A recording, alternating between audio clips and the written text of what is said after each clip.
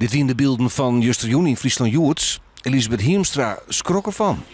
Hé, dat is hem.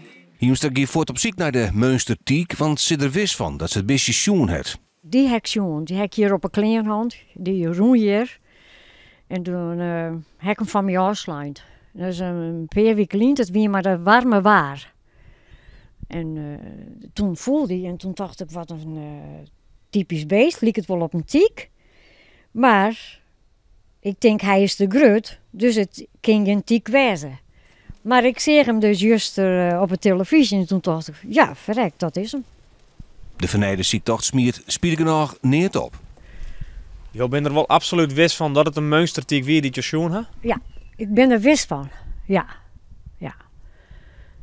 Had je hem wist zeggen, meidje, dan ik even een foto voor us? Ik ben net te hand om het foto te maken. Nee, dus